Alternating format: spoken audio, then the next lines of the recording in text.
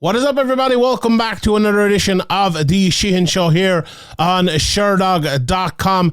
And today I am bringing you a review of the One Championship 160 card, which went down over in the Singapore Indoor Arena in Singapore. And I'll be honest, this was the most perfectly timed card you could have for someone in Ireland possible. It was absolutely fantastic. It started, I said last week it was half 12, it was actually half 1. I got my Singapore to Ireland times mixed up a little bit. It was half 1, and I'm sitting here now, it's just after 5 o'clock, so I think it was like half 1 to half 4 or something like that. Absolutely perfect. Oh, I couldn't have loved it more. Honestly, I envy now all like the Americans who are able to have like those during the day cards when they're on maybe here or in London or in Italy or so. And I know maybe it's even a little bit earlier, which would be even more ideal. But I love this. Actually, it was kind of a throwback to, I remember years ago watching One Championship cards. They used to be on, like, I think Setanta maybe or something here in this part of the world. And I remember I used to watch them early, and it's like, you just be flicking through one day and there's a One Championship card on, let's watch it. But this one was a different one in terms of the majesty and in terms of the build-up. Obviously with the Prime card coming at American Prime time as well. After this, the double header was really talked about a lot, and obviously myself and Ian did the preview for it as well here on Sherdog, and I suppose it was built up by myself in my own head a little bit more because I had talked about it. And to be honest, it really delivered. It delivered in all aspects. The fights were really fun. The difference, as myself, I've talked about before in these previews, and myself and Ian as well, to go from like the submission grappling to the Muay Thai to the MMA, it was really good. And I think why it was so good was that it was kind of so quick, and there was no real, like, they were all in the same arena, one fight into the other fight started, and it all felt like a fight. You know, sometimes it's like, oh, that's not a fight, that's, you know, half a fight or a quarter of a fight or whatever it might be, but they all felt like just different rule sets, and I think the speed at which they did it really helped, you know. And if I was to give like an overall view of the card as someone who, I like, when I consume One Championship, I usually like watch it the next day, or I check out the results and then I watch, you know, the fights I need to watch, or check out the finishes, or check out if there's a close one or whatever. It's, you know, because of the timing and stuff like that, it's rare I can sit down and watch a whole One Championship card. But obviously I've done that before, but this one today was a little bit different because it's like half a card now and half a card later. And it was brilliant. It was perfect. And it's not necessarily even half a card. That's probably unfair to say. It was a full card, but it was, the way they got through it really quickly, the way they melded them all together, it was really, really good. I actually think, you know, the commentary is good as well. Michael Chivella, I know people like hate him and love him. I think he's improved an awful lot over the years, and I always kind of liked him. It's because he's different, and like, maybe it's a thing, I couldn't take it every week maybe or something like that, or maybe old school MMA with the likes of Mike Goldberg and stuff, with the more maybe emotion and all of that. But I think he's definitely gotten better, and he's definitely toned it down maybe a little bit, and the bringing out the old dragon as well is always very, very funny. I like Dracanis, but yeah, it was as an overall picture before I get into the fights here, I really enjoyed it. I couldn't have a bad word to say about it, to be honest. Now we'll see for the second one when I go back with my other review what I think of it in the middle of the night, because that's always a little bit tougher. But yeah, I'm a sucker for like during the day mixed martial arts, because I have to suffer a sucker and then a sufferer because I have to suffer through so much of it late. So when you give it to me early, it's even better. And as I said, the fights delivered. And let's get into the fights and let's talk about them. And I'm gonna go from the bottom to the top, and talk about them that way. The card opened up with Agasa, who, you know, we talked about it on the previous show. You know, very good wrestler, and obviously judoka as well, which they spoke about a lot on the build up against Thales and Nakassu even, who's, you know, the kind of BJJ artist. And Agasa, as I said in the preview as well, I think he's a better striker. You know, if it's two grapplers and turns into a striking match, the better striker is always going to win that. And that really was exactly, you know, I called it perfectly, this one, to be honest. He couldn't have called it better, I don't think, than myself and Ian called in the preview. Much more crisp with his strikes. He was getting in all the way, and he forced Nakassu to... He kind of forced him to not lose, not trying, if you want to get me. Like, he forced him almost to go out in his shield. Because every time he came in, Agasa, he was just landing at will. A lovely shot to the body at one stage, lovely left hook to the liver. Just so much more crisp when he came inside. It was different levels on the feet. It really, really was. And every time that Nakassu came in, he was not only getting hit, but he was also getting hit on the way in, staying inside, and then getting hit again. And that's exactly what got him knocked out. He came in with his combinations. I don't think he necessarily got hit too much. Maybe got hit with one kind of shot from Agasa on the way in, but then he was in, stood in the pocket, and he was like, oh no, and got knocked out. It was very similar to Muhammad Usman, if you remember him a couple of weeks ago. He fought Puega, I think it was, and he kind of came in, he was in the pocket, he stuck there, he was like, oh no, where do I go now? And then got caught with a big shot and knocked out. It's a rookie mistake, really, and it's very easy for me to say, I suppose, sat here, but it is something I'm sure striking coaches and, smarter people than me out there would talk about it, that getting into the pocket is grand, but you have to exit out of there very, very quickly, or at least get your hands up to block something or move in some way. Don't stand there straight up like a rabbit in the headlights or a deer in the headlights or whatever it might be. And that's exactly what I was. And Agasa, Agasa's a very good athlete. He does hit hard, and he's, I would say, a good striker. I wouldn't say a great striker or anything like that, but if he's in there and he's fighting fellow grapplers, he's probably going to be a better striker than most, if not all of them. So a good win for him there, and a good finish as well around the mid part of the first round.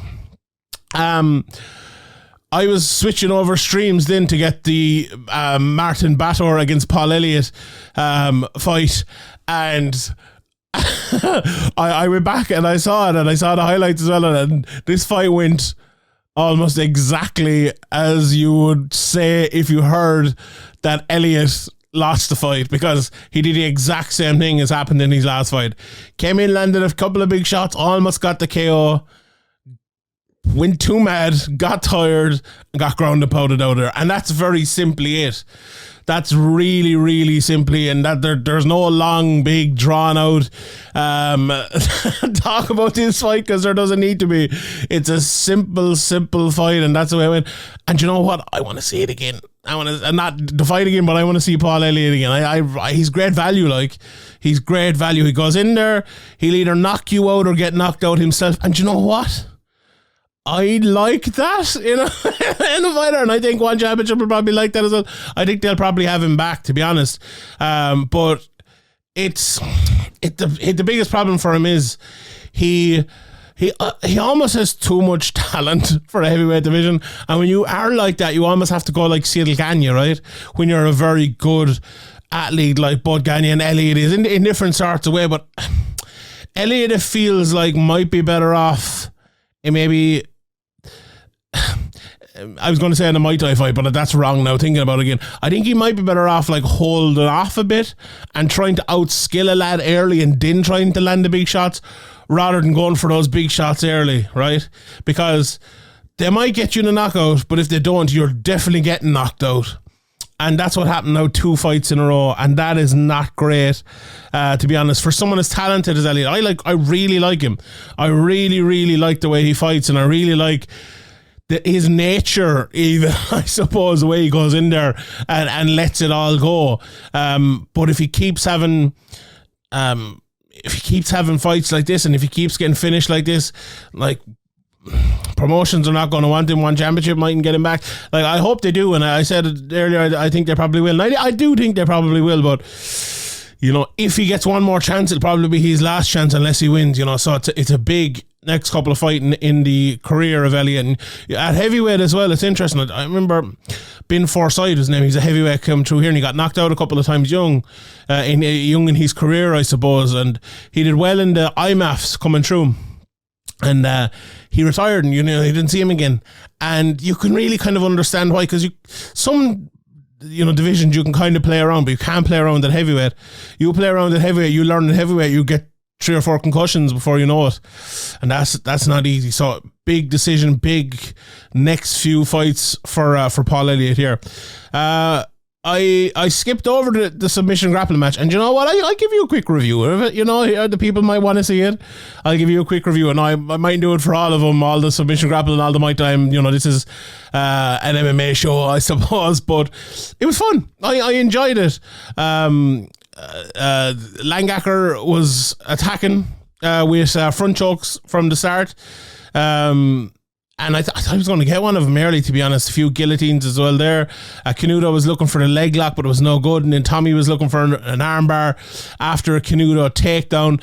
I thought when Canuto got the takedown of his own, he did well on top, but the second your man went for the leg lock, it looked obviously very bad for him. We know submission grappling these days, there's a lot of leg locks and stuff like that.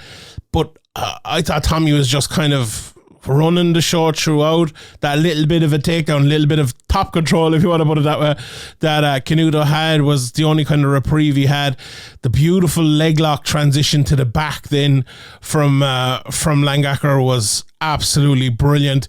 Trapped the arm of Canuto, but he defended really, really well. He got the body triangling. I was very interested to see it. Maybe it's a question I got asked to one of the BJJ experts out there, but he got the body triangle eventually, but there was about maybe a minute and a half, maybe 2 minutes where he was on his back and he didn't get the body triangle. And it's a spot in MMA where you'd always go for it. And I'd just be interested to know why he didn't. Now, maybe it is because he wanted to open up and, go for submissions, going for an armbar or something like that. But it seemed to be in such a dominant position where you get the body triangle and you go for the choke. And look, maybe I'm answering my own question here, but maybe the reason he didn't get it is because he wanted to trap that arm, and he did end up trapping the arm twice and did it really, really well. Got into the mount with about 30 seconds left, went for the head and arm choke, jumped out of the mount, went over to side control. There was a bit of a Brazilian tap there, I thought, but not really, but he survived anyway. And then Tommy Langaker won the decision, I believe, there, and he got a 50k bonus. It was fun. I used to watch a lot of submission grappling when I got into MMA first years and years and years ago. I remember I watched Diego Sanchez. Who's he grappling? Someone will probably tell us in the comment section below. One of the I don't know who it was. One of the very famous grapplers anyway. And I used to watch lots of those, lots of those grappling matches. And it's just kind of draw back to that as well. And I enjoyed it. I really, really enjoyed it. It was very, very good. After that, then we had Keanu Subba in the lightweight division knocking out Amir Khan. Subba stunned him with an elbow. After a lot of posturing, I would say, the two of them, they were kind of waiting, and Subba was probably winning in the waiting, if you get me, landing a little bit more, but that elbow really, really, really hurt him. And you could see that Khan was kind of just... He was on seriously wobbly legs after that. He was just really you look at that, right, and they'll probably show the knockout and they'll show the replay and they'll show the 1-2 at the end, and he finished him with the 1-2, but he was done already. That actually the 1-2, it was kind of I don't know if it was a jab or a left hook kind of. It looked way better on the replay now, to be fair, but looking at it live, it's he kind of half caught him. And the second punch, it was a quarter of a punch, the 2 on the 1-2. And the referee stopped it standing. But it was that elbow with which he was really hurt with first. And I think Subba, serious power. You can just see some guys and they have power on him, and he definitely has that power.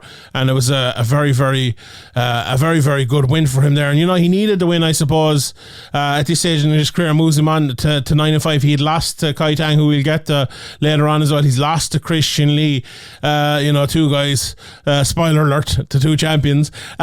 So he needed a big win here, and he got one. Now he beat James Yang as well in his last fight. At the start of the year after 2 years out of the cage. So good run here for Keanu Subba, and we'll see where he goes after that.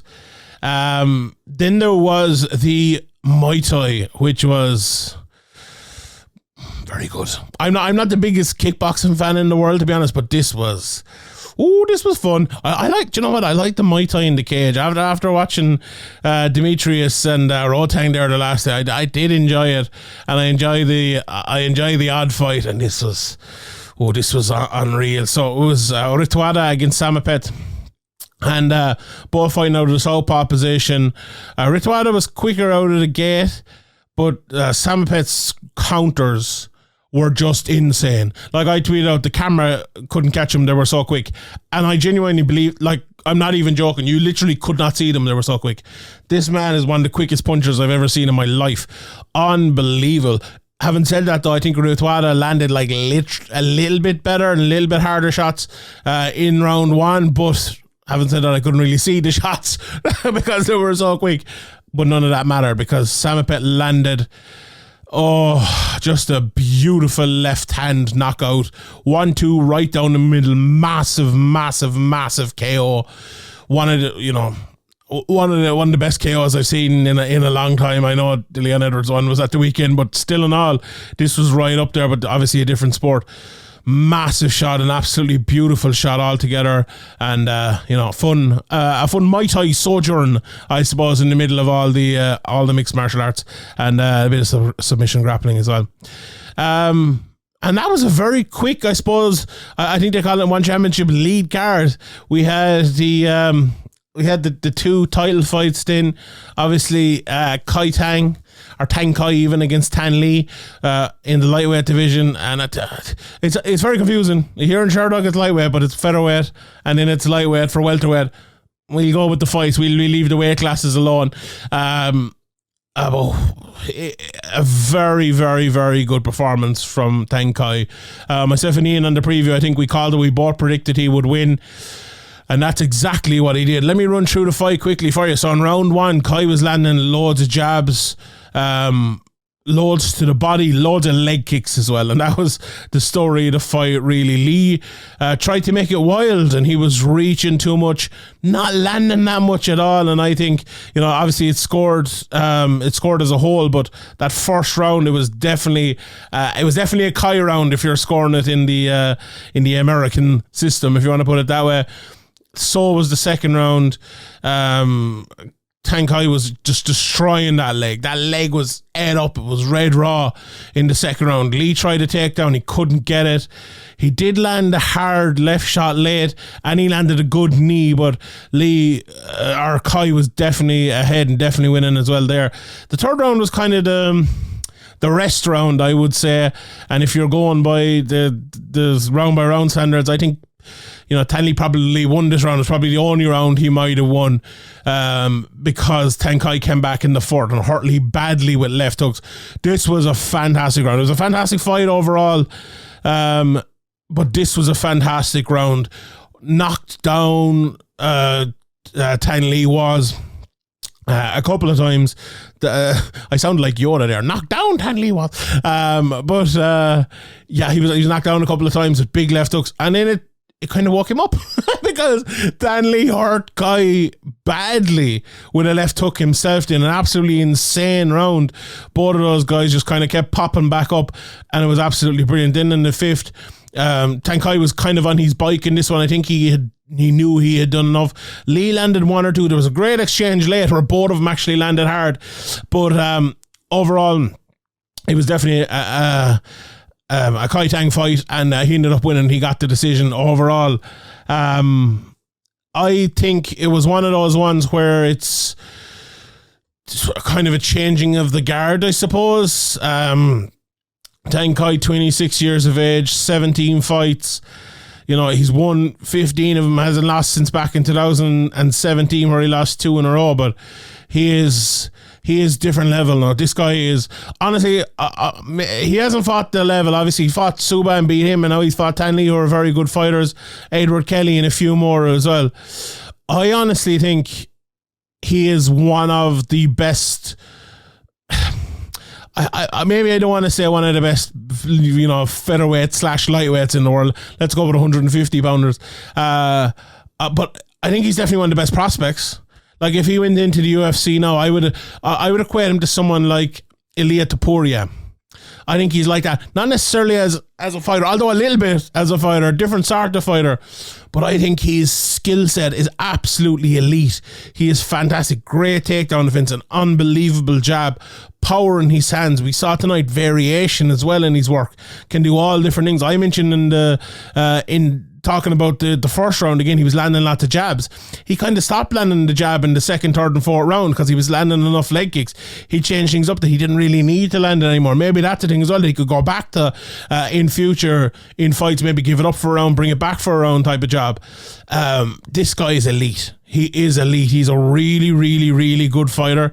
And if you don't know Tang Kai, you should know him because he is brilliant. It'll be interesting to see if there are maybe a few signings and who he could fight in that division. I'm very, very interested to see what's going to be next for Tang Kai, because I would like to see him in there with anyone in the world in that division. Honestly, I would like to see him in there. You know, it's featherweight / lightweight, so it's like kind of slightly blown up featherweight. Like I'd love to see him fight someone like a Brian Ortega, you know. Or, as I mentioned earlier, Tapuria or Aaron Lallen. What a fight that'd be. God almighty. I don't know whether he's going to the UFC or they're coming over to one championship. You never know these days in this mixed martial arts world. But yeah, a fantastic win and a fantastic performance from Tang Kai. And, you know, Tan Lee performed well as well. I think he was outmatched by the better fighter on the day. And it was, as I said again, a changing in the guard. Then we had the main event and a rematch of the Ok versus Lee fight that we broke down last week, a 5-rounder. I thought Christian Lee had won it. Ian thought Christian Lee had won it. The judges gave it to Ok, obviously scored as a whole. But the judges weren't necessary for this one because Christian Lee went in there and he just put on an absolute destruction of a performance. A brilliant, mesmeric performance. I have in my notes here that Ok won the first 15 seconds, and that was all of the fight he won, to be honest. Lee just started landing loads of shots. A hard head kick midway through the round, landed some lovely jabs. There was a nice right hand from Ok in the middle of all of that, but a huge knockdown from Lee, and then some down knees. I actually learned today that soccer kicks aren't allowed, but down knees are allowed, so that's fair enough. There was actually a second knockdown, and then there was another few knees. I thought there was one very egregious knee to the back of the head and all of that. Now, Ok got back up, and my God, the chin on Ok Rae Young, it's insane. Insane chin. I honestly can't remember anything like it recently with the amount of damage he took. I tweeted out it was closer to a 10-7 than a 10-9. You know, it was a 10-8, I would say, if we were scoring that way, you get me. It was closer to a 10-7, though. This guy got absolutely obliterated in the first round. And he stood up and he kept going. And, you know, as I said, he landed a right hand in the middle of it himself as well. It wasn't like he was out of the fight even. He was almost out of consciousness, but he was still in the fight. And it was absolutely insane. But Christian Lee just, you know, before we get to the second round, I suppose he just came out and he was like, I am getting the finish here. And it wasn't one of those ones where I am going to win rounds or I'm going to win a decision or I'm going to win the fight. It's like, I'm going to knock this guy out. And he absolutely fought that way. And it got him the finish in the second round. Big right hand knockdown. I thought it was a soccer kick initially, but it wasn't. It was like a soccer knee. He, like, you know, like, if anyone knows Paulo Di Canio from back in the day, almost volleyed him with like his top of his shin / knee. Looked, you know, if it's knee, only grounded knees allowed, it looked to me legal. Then he landed a second one and a third one. And the referee stepped in after maybe one or two more shots and stopped the fight. Ok probably could have taken more, if we're being honest, but I think the referee did a good job and he stopped it when he should have stopped it. He had taken enough damage and there was maybe only more damage coming, especially with the grounded knees as well. Just a massive amount of damage Christian Lee put on him, and that Ok took, and look, credit to both of them for that. But good stoppage and a great win for Christian Lee. Like, the performance, again, I'll say it, like, going out there to try to finish a guy in the manner he did after the manner of the first fight was an incredible incredibly brave thing to do, I suppose, you know. And he got the 50k from Chatri afterwards, as did Tommy, the submission grappler, which, and maybe a few more of them did. I didn't see all the interviews, but the 50k, I'm sure he'll be delighted with it, but he deserved it. It was an absolutely phenomenal display on him, and you know, his sister Angela Lee, obviously he's a champion now as well, so they'll both have their posters up backstage, I'm sure, in the arena. So yeah, great performance altogether. And it wasn't just about the great performance, or wasn't about the great win. It was about the way he did it, because sometimes we see fights and they're close, and we even talked about in the preview, and I think, you know, I actually think I didn't pick the Elliott one right, but I think I picked every other fight right, if I'm not mistaken. But sometimes in rematches, you just think it's like a little integer will decide it. You know, you do something small, you maybe add in a few more power shots, maybe add in a few more takedowns, maybe add in a little bit more ground and pound, up your output a bit, and it'll win you the fight, you know. Now, not all of those things, but one or two of those things for each individual fighter to just make the difference. But Christian Lee was having none of that. He was not saying, do you know what, I lost the decision, you know, I'm going to win the decision the next time. He's like, this is not going to be a decision, this is going to be a win, and it was. And you have to respect that. You have to respect Oak as well. Maybe they do the trilogy. Maybe not straight away, but maybe down the line. I think Oak is a very good fighter. It's going to be hard to knock that guy out again, no matter who you are. And I think he could definitely get his way back to it. So maybe that is a fight we see again in a trilogy we see down the line. All right, everyone. So that is it for me. I'll just run through the the results pretty quickly there. Again, the MMA results anyway.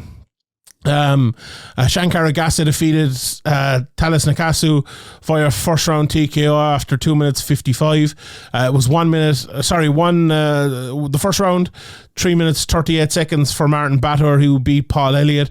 Keanu Subba beat Amir Khan in the first round, 3 minutes 29, and Kai Tang defeated Tan Lee via unanimous decision, obviously after 5 minutes of the fifth round. And then Christian Lee defeated Rae Yoon after exactly 1 minute of the second round with a TKO and knees. All right, everyone, I will leave it there. My name is Sean Sheehan for Sherdog.com, and I'll see you all next time.